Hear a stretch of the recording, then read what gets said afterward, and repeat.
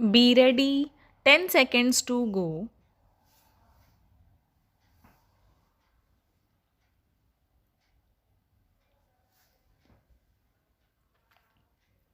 Start. I have been surprised to read some comments on the speech I delivered at the recent conference of education ministers. I inaugurated the conference. I did not speak on any resolution, nor indeed did I see any resolution. I have not yet seen the precise resolution passed by the conference, though I have heard about it. I laid great stress in my speech on the necessity of a considerable number of our people knowing foreign languages and more specially English. This was in relation to our development programs and our second and subsequent 5-year plans. I pointed out that it would not be possible for us to go ahead with these plans unless there was a high standard of technical and scientific education, and that this standard could not be obtained at this stage without a full knowledge of at least one foreign language. As a matter of fact, scientists in any country today have to acquire knowledge of several languages in order to keep abreast of scientific literature. I did not say a word against Hindi. Indeed, I said something in favor of it. I took it for granted that Hindi was going to function more and more as a language in our education and administration, except in certain parts of India where the regional languages would be principally used. Nor did I say anything about the medium of instruction. About this, I have no doubt that it will have to be either Hindi or other regional languages.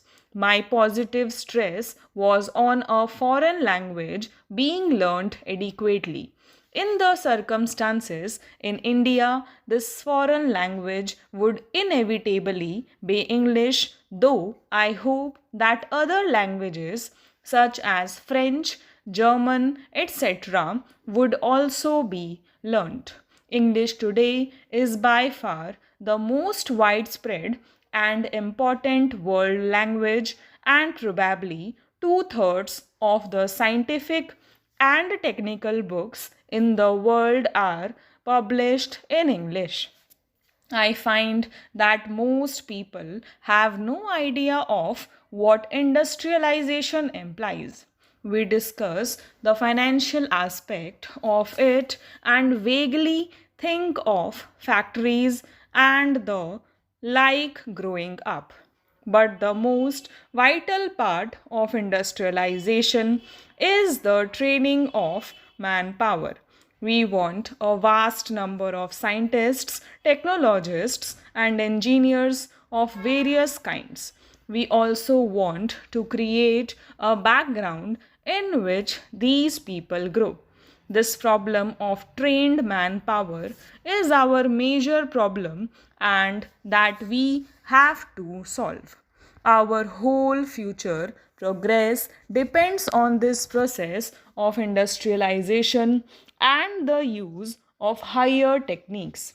It must be remembered that it takes long to train a first class scientist or technician.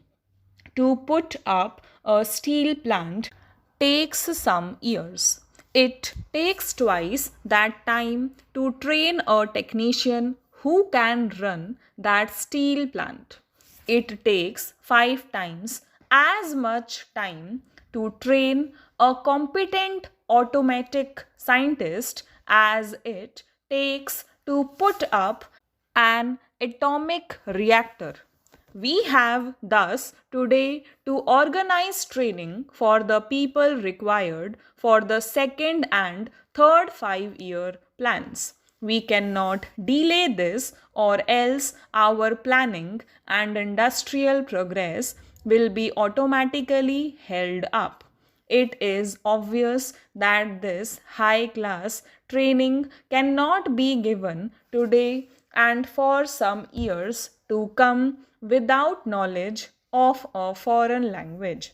It is possible and indeed desirable to give elementary scientific and technological training in Hindi or our other regional languages. We can translate some textbooks as we have actually done.